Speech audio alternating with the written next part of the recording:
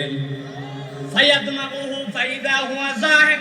মুফাসসিরিনে কেরাম এটার ব্যাখ্যা করছেন, ইসলাম কেন বলল চেতনায় পরিবর্তন করা লাগবে? আপনি হিসাব মিলায় দেখেন। হ্যালো এভরিওয়ান, আসসালামু আলাইকুম। দেখেন, এরকম জিনিস সচরাচর অনেক আগে দেখা যেত, এখন নতুন করে এইসব জিনিস আর চলে না। তারপরে আমি আপনাদেরকে একটা জিনিস দেখাই। দেখেন দর্শক, এটা আমার লাইফে আমি এখন থেকে 25 থেকে 30 বছর আগে আমি এই জিনিসগুলো দেখেছিলাম অথবা ব্যবহার করেছিলাম, কিন্তু এই জিনিসগুলা যে এখনও পর্যন্ত এরকম অক্ষতভাবে রানিং রাখবে এটা আমি কখনো কল্পনা করতে পারিনি। দেখেন, এটা হচ্ছে একটা টেপ রেকর্ডার।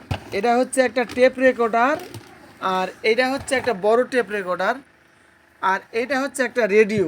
এই রেডিওটা এই যে সনি কোম্পানির একটা রেডিও।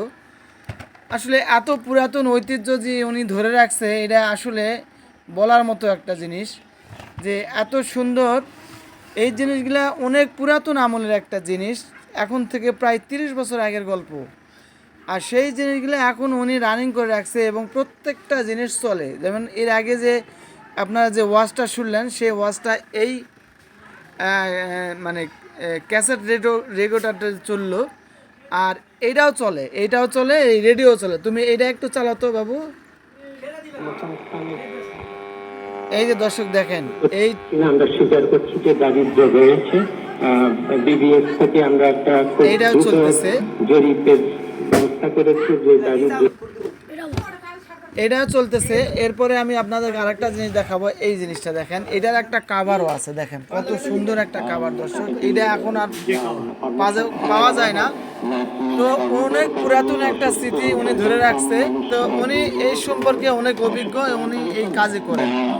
আর যার কারণে এই যে দেখেন দর্শক, এইটা হচ্ছে একটা রেডিও। এই রেডিওটা যে এরকমভাবে চলবে এটা আসলে আমরা কখনো কল্পনা করতে পারিনি। তো অনেক পুরাতন জিনিস, এইসব জিনিস এখন আর দেখা যায় না। তো উনি এই স্মৃতিগুলো ধরে রাখছেন এবং প্রত্যেকটা টেপ রেকর্ডার এবং রেডিও প্রত্যেকটা রানিং। এই যে দেখেন,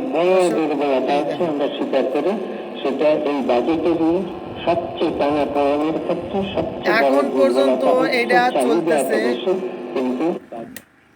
তো যাই হোক দর্শক, অনেক পুরাতন একটা জিনিস দেখলাম আপনাদের। এটা হচ্ছে টেপ রেকর্ডার, এটাও হচ্ছে একটা টেপ রেকর্ডার, আর এটা হচ্ছে একটা রেডিও।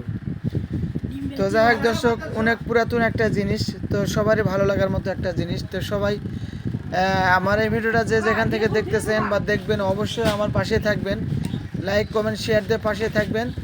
তো সবাই ভালো থাকবেন, সুস্থ থাকবেন। ধন্যবাদ সবাইকে।